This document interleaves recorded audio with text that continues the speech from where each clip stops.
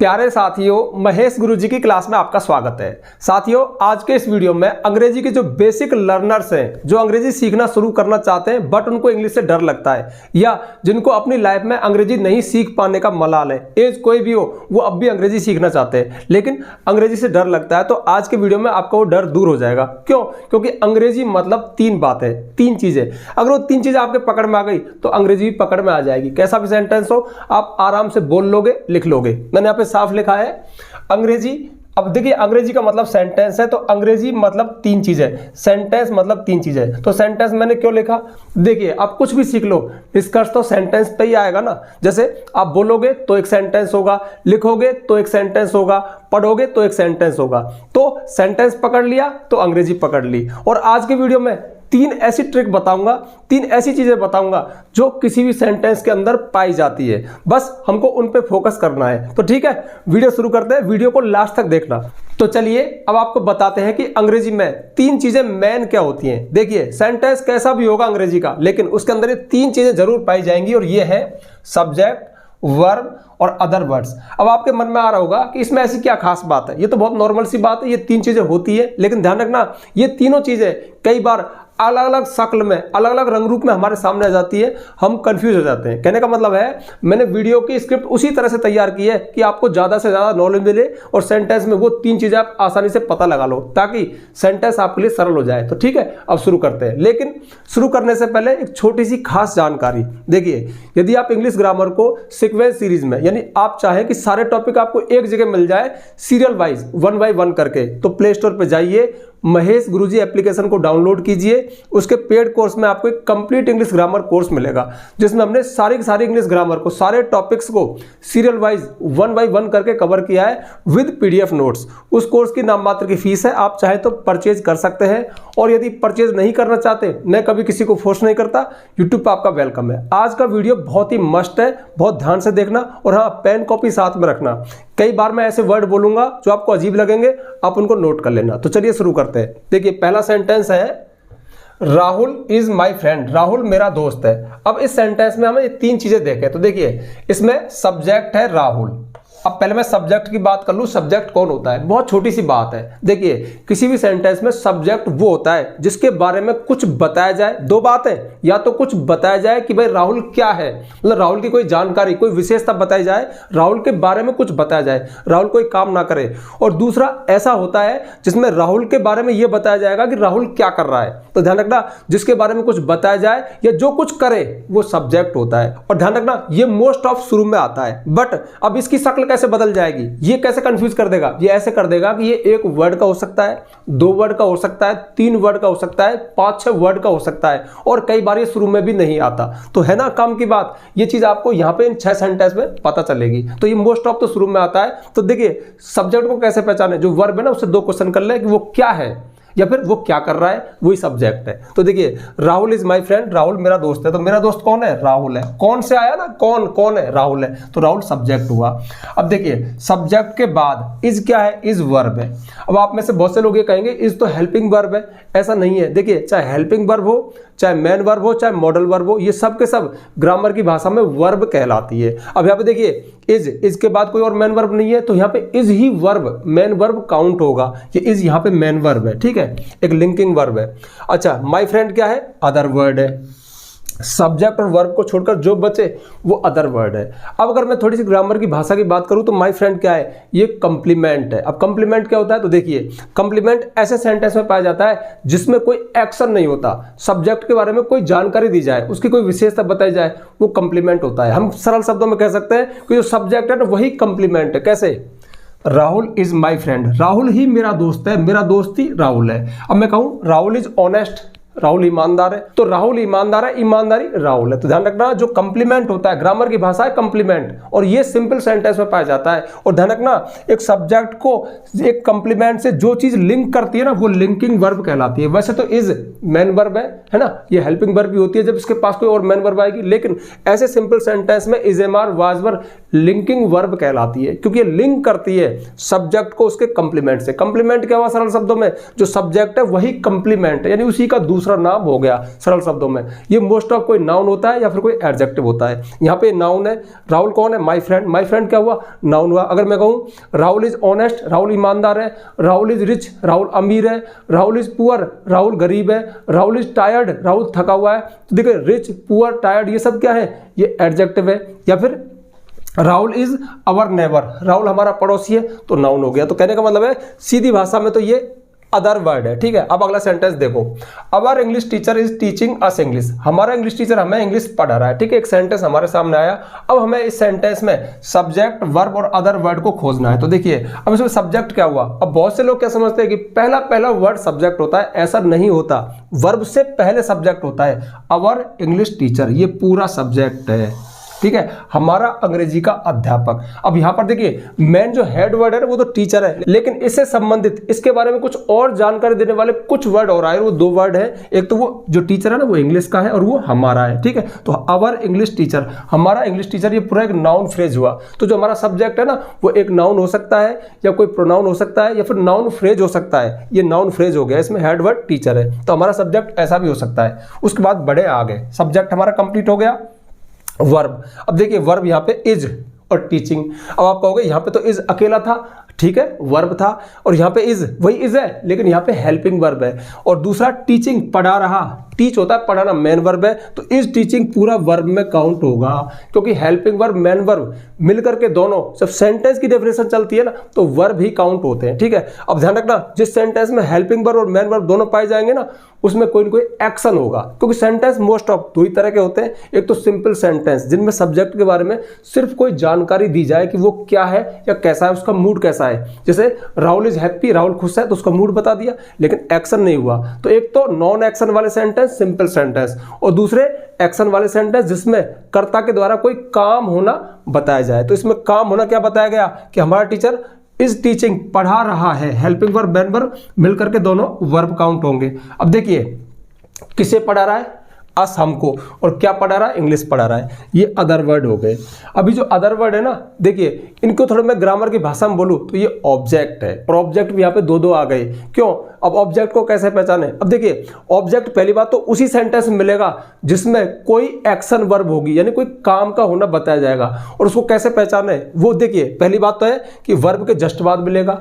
दूसरी बात, वर्ब से पूछो क्या और किसे, जो तरह ऑब्जेक्ट होता है। और मोस्ट ऑफ सेंटेंस में ऑब्जेक्ट पाए जाते हैं जिनमें कोई ट्रांजिटिव वर्ब होती है, सकर्मक क्रिया होती है। अब ट्रांजिटिव वर्ब कौन सी होती है, देखिए वर्ब दो तरह की होंगी, ट्रांजिटिव, इंट्रांजिटिव। मैं थोड़ा ग्रामर में जा रहा हूँ, जाने दो, अच्छा है, नॉलेज मिलनी चाहिए। तो वर्ब दो तरह की हो सकती है, ट्रांजिटिव, इंट्रांजिटिव। ट्रांजिटिव वो वर्ब होती है जो अपने साथ ऑब्जेक्ट ले सकती है। कैसे पता लगाए कि कौन सी वर्ब ट्रांजिटिव है, अरे जिस वर्ब में क्या और किसे पूछने पर कुछ मिल जाए, वो बोल जाए, वो आंसर दे दे, ट्रांजिटिव वर्ब है। और जो चुप हो जाए, इंट्रांजिटिव वर्ब है। जैसे देखिए पढ़ा रहा है क्या, अंग्रेजी, किसे, हमको, तो टीच कैसी वर्ब हुई, ट्रांजिटिव, क्योंकि क्या और किसे में पूछने पर उत्तर दे सकती है। अगर मैं कहूँ हंस रहा है, लाफिंग, हंस रहा है, हमारा टीचर हंस रहा है, क्या हंस रहा है, चुप हो जाएगी। हंसना, रोना, आना जाना, ये सभी इंट्रांजिटिव वर्ब है, ये अपने साथ ऑब्जेक्ट नहीं लेती है। पर ध्यान रखना, ट्रांजिटिव हो, इंट्रांजिटिव हो, इनसे कोई फर्क नहीं पड़ता। अदर वर्ड है हमारी सीधी भाषा में कि अस इंग्लिश क्या हुआ, अदर वर्ड हुआ, लेकिन ग्रामर की भाषा में ये दोनों ऑब्जेक्ट है। अब देखिए ऑब्जेक्ट भी दो हो सकते हैं, ये इनडायरेक्ट ऑब्जेक्ट है, डायरेक्ट ऑब्जेक्ट है। अब इतना डिटेल मत करवाओ, आप ये समझो कि अदर वर्ड यहाँ पे ऑब्जेक्ट के रूप में आया। अब देखिए, अब आप कहोगे इसी बात को मत पकड़ना, मैंने क्या कहा, अलग अलग शक्ल, जैसे अदर वर्ड है ना वो अलग अलग शक्ल में हमारे सामने आएंगे, और वो अलग अलग शक्ल ही इन 6 एग्जाम्पल के माध्यम से मैं आपको बताना चाह रहा हूँ। अगला देखो, तो यहाँ पे सब्जेक्ट हुआ, यहाँ तक ये वर्ब हुआ और ये अदर वर्ड हुआ। अच्छा, अगला सेंटेंस देखो, we play a cricket match daily in the park, हम रोजाना पार्क में एक क्रिकेट मैच खेलते हैं। तो इसमें सब्जेक्ट कौन हुआ, सब्जेक्ट हुआ करने वाला, करने वाला कौन है, काम, वी, तो वी यहाँ पे सब्जेक्ट हुआ। तो वी कौन है, ग्रामर की भाषा में प्रोनाउन है। तो मैंने क्या बताया कि जो सब्जेक्ट होते हैं ना सेंटेंस के, वो या तो कोई नाउन होते हैं, नाउन कौन होता है, नाम होता है, जैसे राहुल था, जैसे अवर इंग्लिश टीचर था। और वी क्या है, कोई प्रोनाउन है। तो हमेशा सब्जेक्ट कोई नाउन या प्रोनाउन हो सकते हैं, ठीक है, छोटा सा है वी। उसके बाद में वी प्ले, हम खेलते हैं। ध्यान रखना सब्जेक्ट के जस्ट बाद वर्ब आती है। अब प्ले यहाँ पर क्या है, मेन वर्ब है, प्रेजेंट इंडेफिनिट टेंस है, तो ये वर्ब का काम हो गया, हम खेलते हैं। अब देखिए इसको छोड़कर जो बचा, तो ये पूरा पूरा अदर वर्ड हो गया। लेकिन अब थोड़ा सा ग्रामर की भाषा के अनुसार जांच कर ले, क्योंकि आपके मन में कंफ्यूजन आ सकता है। आप अभी पता मैंने क्या बताया कि वर्ब के बाद जो होता है ऑब्जेक्ट होता है, तो आप कहोगे ये पूरा ऑब्जेक्ट है क्या? नहीं है। जो अदर वर्ड है ना, उनमें क्या क्या चीज हो सकती है, नोट करते जाओ कॉपी में।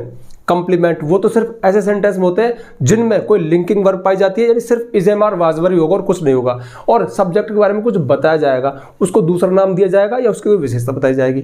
लेकिन जिन सेंटेंस में कोई एक्शन होता है, कोई काम होता है, उनमें क्या क्या चीजें हो सकती है। तो देखिए, एक चीज हमने फेस की थी, यहाँ पे ऑब्जेक्ट होते हैं। उसके अलावा और क्या है इसमें, देखो वी प्ले, हम खेलते हैं। क्या क्या खेलते हैं बताओ? एक क्रिकेट मैच। और क्या से जो उत्तर आता है, यहां तक रुक दो, वो ऑब्जेक्ट होता है। तो यहाँ पे एक क्रिकेट मैच तो क्या हुआ, ऑब्जेक्ट हुआ। लेकिन अभी भी कुछ चीजें बची हैं, तो वो क्या है? तो हम कब खेलते हैं? डेली, रोजाना। अब डेली वर्ड क्या बता रहा है? टाइम बता रहा है, समय बता रहा है। मतलब इस काम के होने का, इस खेलने का समय क्या है? रोजाना। और ध्यान रखना, जो वर्ड टाइम बताए और प्लेस बताए वो एडवर्ब या एडवर्बियल कहलाते हैं। तो सेंटेंस में कंप्लीमेंट होते हैं, ऑब्जेक्ट होते हैं। क्या चीज? अदर वर्ड की बात कर रहा हूं मैं। ये दोनों तो बहुत सिंपल है। अदर वर्ड में कंप्लीमेंट्स होते हैं, ऑब्जेक्ट होते हैं, और इनको छोड़कर टाइम और प्लेस मोस्ट ऑफ, हालांकि और भी चीजें होती है, पर मोस्ट ऑफ सेंटेंस में टाइम प्लेस बताने वाले वर्ड भी एडवर्बियल होते हैं, और ये सब के सब अदर वर्ड में आते हैं। तो देखिए, हम खेलते हैं, ये तो सब्जेक्ट हो गया, प्ले वर्ब हो गया, क्रिकेट मैच ऑब्जेक्ट हो गया, डेली टाइम हो गया क्रिया के होने का, कब खेलते हैं, कब जाते हैं, मैं जाऊंगा, कब जाऊंगा। तो कब का जो उत्तर दे, जो वर्ड देते हैं, एक वर्ड हो, ग्रुप ऑफ वर्ड हो, वो एडवर्बियल होते हैं और हमेशा अदर वर्ड में काउंट होते हैं। इसके अलावा एक चीज और बची, कहाँ खेलते हैं? इन the park. In the park ने क्या बताया हमें? प्लेस बताया। किसका प्लेस? क्रिया के होने का।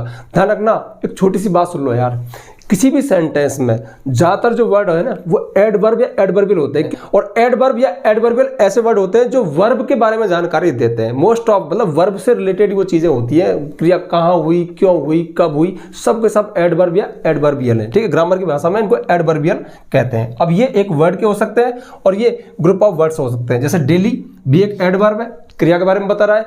और देखिए, ये तो एक ही वर्ड हो गया, तो एडवर्ब हो गया। और कहाँ खेलते हैं? इन the park. In the park 3 word है, तो ये एडवर्ब फ्रेज हो गया। लेकिन ग्रामर की भाषा में सेंटेंस के संदर्भ में इसको हम एडवर्बियल कहेंगे। एडवर्बियल ऐसे वर्ड होते हैं जो वर्ब से सीधा सीधा कनेक्ट होते हैं, वर्ब के बारे में अतिरिक्त जानकारी देते हैं। ठीक है, तो देखिए, सब्जेक्ट, वर्ब और ये पूरा अदर वर्ड्स। अदर वर्ड्स में एक क्रिकेट मैच ऑब्जेक्ट हुआ, डेली और इन द पार्क एडवर्बियल हो गए। अगला सेंटेंस देखो, my uncle and his family lived in a big city. मेरा चाचा और उसकी फैमिली एक बड़े शहर में रहते थे।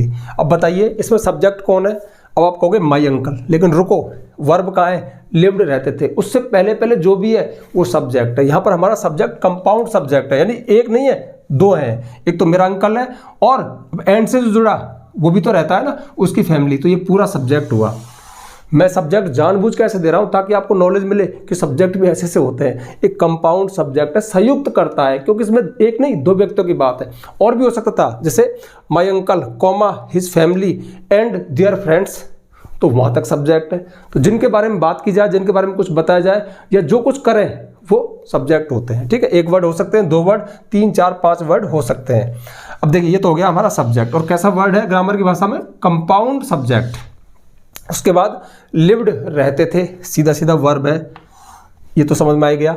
अब देखिए, इन ए बिग सिटी, एक बड़े शहर में रहते थे। अब देखिए, मैंने जानबूझ के सेंटेंस को ऐसा लिखा है, क्यों? क्योंकि इसमें भी ऑब्जेक्ट था, इसमें भी ऑब्जेक्ट था। अब आप में से बहुत से इस बात को पकड़ सकते हैं कि जिसमें कोई एक्शन वर्ब होती है ना, जिस सेंटेंस में कोई काम का होना पाया जाता है, उसमें ऑब्जेक्ट जरूर होता है। कोई जरूरी नहीं है कि ऑब्जेक्ट हो। ध्यान रखना, लिव्ड रहते थे। अब इसमें देखिए, क्या रहते थे? लिव के साथ आप क्या अगर लगाओगे ना, तो आंसर आएगा ही नहीं। तो इसका मतलब लिव कैसी वर्ब हुई? एक इंट्रांजिटिव वर्ब हुई। और जो वर्ब इंट्रांजिटिव है ना, उस सेंटेंस में आपको ऑब्जेक्ट मिल ही नहीं सकता। फिर ये इन ए बिग सिटी क्या है? अभी आपको बताया था, रहते थे कहाँ, प्लेस बता रहा है। और जो वर्ड प्लेस को बताए वो एडवर्बियल होते हैं ग्रामर की भाषा में। तो यहाँ पे जो हमारे अदर वर्ड है ना, वो ऑब्जेक्ट नहीं है, एडवर्बियल है, एडवर्ब फ्रेज है, इसने स्थान को बताया। और फिर आपको एक बात बता रहा हूँ, पहले बता दिया फिर बता रहा हूं, किसी भी सेंटेंस में सब्जेक्ट वर्ब को छोड़कर ज्यादातर जो वर्ड होते हैं ना, वो हमेशा एडवर्बियल ही होते हैं। हाँ, ऑब्जेक्ट भी होते हैं, बट ऑब्जेक्ट में कई बार इंट्रांजिटिव वर्ब होती है, और जहां पे इंट्रांजिटिव वर्ब वहां पे ऑब्जेक्ट होगा नहीं, तो फिर निश्चित ही वहां पे एडवर्बियल होंगे। अब एडवर्ब कितनी बार आ रहा है, हो सकता है आप बेसिक वाले हो और मैं वीडियो थोड़ा एडवांस ले गया। बहुत सरल चीज़ है यार, क्रिया से पूछो क्रिया कब हुई, कहाँ हुई, क्यों हुई, कैसे हुई, मतलब क्रिया के बारे में जो वर्ड ये जानकारी दें कि क्रिया कहाँ हुई, मतलब प्लेस एडवर्ब हो गया, मतलब ग्रामर की भाषा में एडवर्बियल हो गया। एक ही बात है, कुछ ही बोल लो। फिर कब हुई, क्यों हुई, कहाँ हुई, तो जो जो वर्ड आए आंसर दे, सब के सब एडवर्बियल कहलाएंगे। ठीक है, तो ये हमारा हो गया अदर वर्ड, जो कि यहाँ पे सिर्फ एडवर्बियल है। इस सेंटेंस में कोई भी ऑब्जेक्ट नहीं आया, क्यों? क्योंकि जो लिव वर्ब थी इंट्रांजिटिव है। ठीक है, अकर्मक क्रिया ये अपने साथ कर्म नहीं लेगी। अगला सेंटेंस है I was very happy yesterday, मैं कल बहुत खुश था। मैंने जानबूझ के सेंटेंस मिक्स कर दिए। देखिए सब्जेक्ट कौन है, खुश कौन था, मैं था, तो सिर्फ आई सब्जेक्ट है, छोटा सा प्रोनाउन। मैंने क्या बताया, सब्जेक्ट नाउन प्रोनाउन हो सकते हैं, तो ये प्रोनाउन है। उसके जस्ट बाद क्या है, वाज। अब वाज को यहाँ पे हेल्पिंग वर्ब मत कहो, वर्ब कहो। देखिए वाज के बाद वेरी आ रहा है, वेरी कोई मैन वर्ब नहीं है, तो यहाँ पे वाज ही वर्ब काउंट होगा और ये फिर लिंकिंग वर्ब है। ध्यान रखना, जब सेंटेंस में सिर्फ is, am, are, was, were, has, have ही आए और कोई मैन वर्ब ना आए तो वो सेंटेंस सिंपल सेंटेंस होता है, उसमें कोई एक्शन नहीं होता है। ठीक है, अब देखिए आई वाज, मैं था, क्या था, वेरी हैप्पी, बहुत खुश। सब्जेक्ट ही जो चीज हो वो कंप्लीमेंट होता है, सब्जेक्ट ही जो चीज हो वो कंप्लीमेंट होता है। ठीक है, तो यहाँ पे मैं क्या था, बहुत खुश था। यहाँ पे क्या है, हैप्पी क्या है, एडजेक्टिव है, और कंप्लीमेंट भी कोई नाउन प्रोनाउन या एडजेक्टिव ही होते हैं। तो ये सिंपल सेंटेंस है, सब्जेक्ट हो गया, वर्ब हो गया, वेरी हैप्पी क्या है, कंप्लीमेंट। वैसे तो अदर वर्ड है लेकिन कंप्लीमेंट है। अच्छा कब था, यस्टरडे, कल था।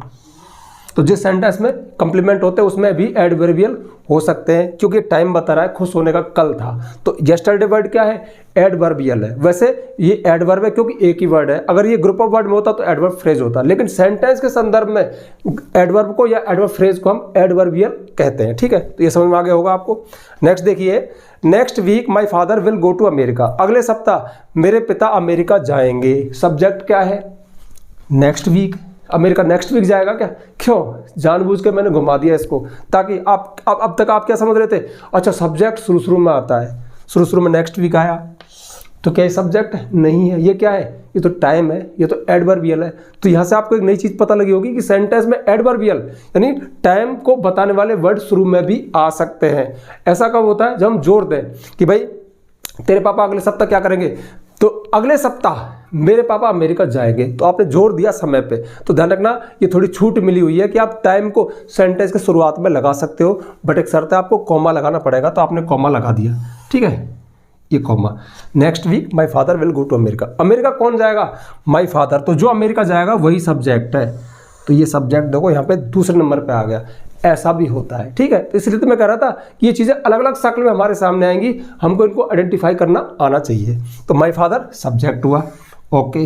उसके बाद वर्ब, अब वर्ब देखिए, विल हेल्पिंग वर्ब है, गो मैन वर्ब है, लेकिन सेंटेंस की डेफिनेशन में दोनों ही वर्ब काउंट होगा। ठीक है, तो माय फादर विल गो, कहाँ जाएगा, टू अमेरिका, और कब जाएगा, नेक्स्ट वीक। तो देखिए यहाँ पे जो अदर वर्ड है ना वो इधर भी है और इधर भी है। अब ये दोनों क्या है, ये किससे संबंध रख रहे हैं, वर्ब से, क्रिया से। और मैंने बताया जो वर्ड, जो शब्द क्रिया से संबंध रखते हैं एडवर्बियल कहलाते हैं। एडवर्बियल, एडवर्बियल कितनी बार बोला, नोट कर लो, क्योंकि जब भी आप सेंटेंस की बात करोगे ना तो सेंटेंस का मतलब यही चीजें होती है। देखिए सेंटेंस में सब्जेक्ट को छोड़कर जो बच गया प्रेडिकेट होता है, प्रेडिकेट के अंदर वर्ब कंपलसरी होती है। बहुत सारी वीडियोज में बता चुका हूँ, फिर सुन लो। चलो इस बात को, अच्छी बात है, मैं बोर्ड पर ही बता दूंगा ये मिटा के। पहले आप ये समझ लो, सब्जेक्ट हो गया, वर्ब हो गया, अदर वर्ड दो जगह हैं, दोनों ही क्या है अदर वर्ड, यहाँ पे एडवर्बियल है, क्योंकि ये तो बता रहा है प्लेस, कहाँ जाएंगे, अमेरिका, और ये बता रहा है कब जाएंगे, टाइम बता रहा है, तो ये भी एडवर्बियल है। ठीक है, तो इसमें अदर वर्ड हमारे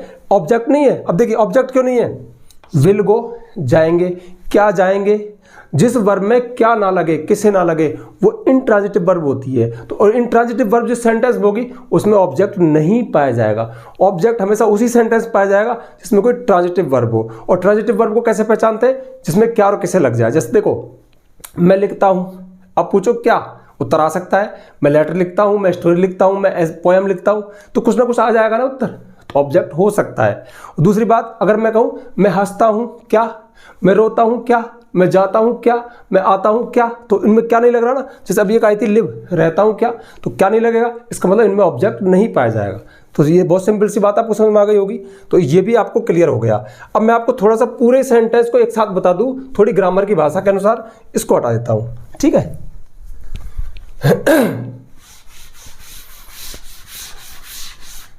सॉरी यार, आप नोट कर रहे थे क्या?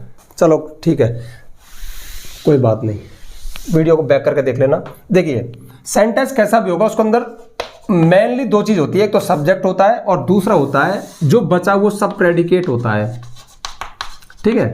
तो सब्जेक्ट को छोड़कर सेंटेंस में जो भी बचा वो प्रेडिकेट हुआ। एग्जांपल से समझ लो, वी सब्जेक्ट है, जो भी बच गया इसमें वो सब प्रेडिकेट है। My uncle and his family क्या है, सब्जेक्ट है, इसको छोड़कर जो बचा वो प्रेडिकेट है। इसी तरह से आई को छोड़कर जो बचा प्रेडिकेट है, ठीक है। तो सब्जेक्ट होता है, अब प्रेडिकेट होता है। अभी जो मैं वर्ड बोल रहा था कंप्लीमेंट, एडवर्बियल, इनको थोड़ा बता रहा हूं। जो प्रेडिकेट है इसके अंदर क्या क्या चीजें होती है, तो देखिए सब्जेक्ट, इसके अंदर वर्ब तो कंपलसरी है, वर्ब तो होगी, क्योंकि वर्ब तो मस्ट है, वर्ब के बिना तो सेंटेंस हिलेगा ही नहीं। चाहे हेल्पिंग वर्ब हो, चाहे मेन वर्ब हो, कुछ भी हो, एक हो, दो हो, कितनी हो, वर्ब जरूर होगी। तो वर्ब तो कंपलसरी है। अब वर्ब के अलावा क्या क्या चीजें हो सकती है, तो जैसा अभी मैंने आपको बताया कंप्लीमेंट। अब कंप्लीमेंट मैंने आपको बता ही दिया, I was happy, he is poor, she is rich, इस तरह के सेंटेंस में कंप्लीमेंट पाए जाते हैं, यानी जिसमें कोई काम ना हो, एक्शन ना हो, जिसमें most of is am are was were ही मैन वर्ब के रूप में पाए जाए, यानी कर्ता के बारे में ही कुछ बताया जाए। तो कर्ता के बारे में जो बताया जाए वो कंप्लीमेंट होता है, और ऐसे सेंटेंस सिंपल सेंटेंस होते हैं। इसके अलावा कंप्लीमेंट के अलावा ऑब्जेक्ट, ऑब्जेक्ट मैंने बता दिया कि वर्ब के जस्ट बाद आता है क्रिया से क्या पूछने पर। जैसे देखिए आई ड्रिंक मिल्क, मैं दूध पीता हूं, तो मैं पीता हूं क्या, मिल्क, तो मिल्क क्या हो गया, ऑब्जेक्ट हो गया। जैसे आई लाइक यू, मैं तुम्हें पसंद करता हूं, तो आई लाइक मैं पसंद करता हूं, क्या, कोई उत्तर नहीं आया, लेकिन किसे, यू, तुमको, तो यू क्या हुआ, ऑब्जेक्ट हुआ। क्या और किसे से पूछने पर जो उत्तर आता है ऑब्जेक्ट होता है, तो ठीक है, इसमें ऑब्जेक्ट होते हैं, कंप्लीमेंट, ऑब्जेक्ट। और तीसरी चीज है एडवर्बियल्स। अब एडवर्बियल्स ऐसे वर्ड होते हैं जो वर्ब से संबंध रखते हैं, वर्ब के बारे में, क्रिया के बारे में कुछ अतिरिक्त जानकारी देते हैं कि क्रिया कब हुई, कहाँ हुई, क्यों हुई, कैसे हुई, वो एडवर्ब होते हैं। तो हमारे सेंटेंस में, सेंटेंस का मेन स्ट्रक्चर मैं आपको बता रहा हूँ, उसकी उसमें सब्जेक्ट को छोड़कर जो बचा प्रेडिकेट होता है। प्रेडिकेट के अंदर वर्ब कंपलसरी है, वर्ब तो होगी, उसके अलावा उसके अंदर कंप्लीमेंट्स हो सकते हैं, ऑब्जेक्ट हो सकते हैं और एडवर्बियल्स हो सकते हैं। अब देखिए इनके साथ ऐसी बात है, किसी, देखिए वर्ब तो सब में मिलेगी, किसी सेंटेंस में कंप्लीमेंट होगा, किसी में कंप्लीमेंट नहीं होगा, ऑब्जेक्ट होगा, किसी में ये भी नहीं होगा, ये भी नहीं होगा, एडवर्बियल होगा। तो इस तरह से होता है, ठीक है। यानी जरूरी नहीं है कि ये सब चीजें हर सेंटेंस में पाई जाए, किसी में ये मिलेगा, किसी में ये मिलेगा, किसी में, और हो सकता है किसी में कोई भी ना मिले, सिर्फ ये दो मिले। जैसे देखिए आई सिंग, मैं गाता हूं, पूरा सेंटेंस है, ये सब्जेक्ट है, ये प्रेडिकेट है, प्रेडिकेट के अंदर सिर्फ वर्ब है, लेकिन फिर भी सेंटेंस है, ना तो इसमें ऑब्जेक्ट है, ना इसमें एडवर्बियल है, ना इसमें कंप्लीमेंट है, फिर भी ये सेंटेंस है। क्यों? कोई कंप्लीट सेंस दे रहा है। ध्यान रखना, सेंटेंस वही होता है जिसमें सब्जेक्ट हो और वर्ब हो और कंप्लीट सेंस हो, मतलब और सारे वर्ड हो या ना हो, लेकिन सेंस कंप्लीट होगा। और सेंस तो कंप्लीट आ ही जाता है जब सब्जेक्ट वर्ब होती है। तो देखिए आई सिंग, मैं गाता हूं, सब्जेक्ट है, वर्ब है, सेंटेंस है। लेकिन मैंने कहा आई सिंग ए सॉन्ग, मैं गीत गाता हूं, तो मैं क्या गाता हूं, एक गीत गाता हूं, तो ए सॉन्ग क्या हुआ, क्या से मिला ना, ऑब्जेक्ट हुआ। तो देखिए सेंटेंस में और विस्तार हो गया। अब जैसे आई सिंग ए सॉन्ग डेली, मैं रोजाना एक गीत गाता हूं, अब डेली क्या हुआ, कब गाता हूं, एडवर्बियल हो गया। तो इस तरह से हमारे सेंटेंस का विस्तार होता चला जाता है। तो जब हम इन चीजों को समझते हैं तो फिर हमें ग्रामर कठिन नहीं लगती, सेंटेंस कठिन नहीं लगता, थोड़ा थोड़ा समझ में आने लगता है। अच्छा यार ये चीज ये है, ये कुछ दिन तक इनके साथ रहते हैं तो फिर चीजें नॉर्मल हो जाती है। और जब तक इनको नहीं सीखते हमें डर लगता रहता है। इसलिए तो ग्रामर बनाई गई है, ताकि मतलब स्टूडेंट्स को, लर्नर्स को चीजें क्लियर हो जाए कि कौन सी चीज क्या है। जब तक क्लियर नहीं होगी तब तक सारे के सारे वर्ड है, ये भी वर्ड है, ये भी वर्ड है, और सब घिलमिल है, सब ऐसे घुल रहे मिल रहे और डरा रहे हैं। लेकिन जब हम इनको नाम दे दिया, हम पहचानने लग गए, तो फिर चीजें सरल हो गई। तो मैं समझता हूं कि मैं अपने मकसद में काफी हद तक कामयाब हो गया हूँगा, क्योंकि मैंने यहाँ पे कहा था कि 3 चीजें होती है। इनमें से देखिए ये सब्जेक्ट होता है, एक वर्ड का हो सकता है, बहुत सारे वर्ड का हो सकता है। जैसे मैंने आपको बताया था ना, जैसे देखिए ये था my uncle and his family, मतलब बहुत सारे शब्दों के भी हो सकते हैं, कंपाउंड सब्जेक्ट हो सकते हैं, प्रोनाउन हो सकते हैं, नाउन हो सकते हैं। इसके अलावा वर्ब, अब वर्ब एक वर्ड हो सकता है, मतलब हेल्पिंग वर्ब, मेन वर्ब हो सकती है,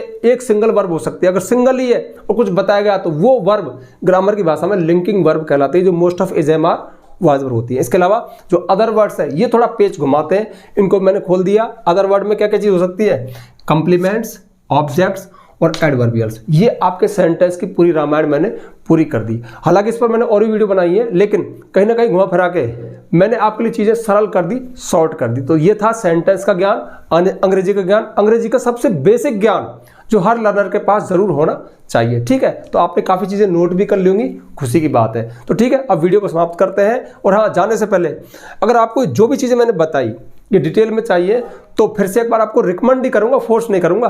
प्ले स्टोर पर जाइए, महेश गुरुजी एप्लीकेशन को डाउनलोड कीजिए। उसके पेड कोर्स में आपको कंप्लीट इंग्लिश ग्रामर कोर्स मिलेगा, जहां पर आपको ये चीजें तो हैं, सारी की सारी इंग्लिश ग्रामर, सारे टॉपिक्स विद PDF नोट्स मिलेंगे। ठीक है, अब परचेज आपकी मर्जी है, करो ना करो, नहीं करते हो यहाँ पे भी कंटेंट है, लेकिन यहाँ पे बिखरा पड़ा है, वहां पे आपको सीरियल से सीक्वेंस में मिलता है। ठीक है, तो अब जल्दी से वीडियो को लाइक कर दो, ज़्यादा से ज़्यादा शेयर किया करो, बहुत नॉलेज है। आप शेयर करते हो तो दूसरे लोगों को भी फायदा पहुंचता है। और यदि आप चैनल पर नए आए हो तो चैनल को सब्सक्राइब करना, बेल आइकन प्रेस करना, ताकि आपको आने वाले वीडियोस की नोटिफिकेशन मिल जाए। आज के लिए बस इतना ही, मिलते हैं नेक्स्ट वीडियो में नेक्स्ट टॉपिक के साथ। तब तक के लिए बाय।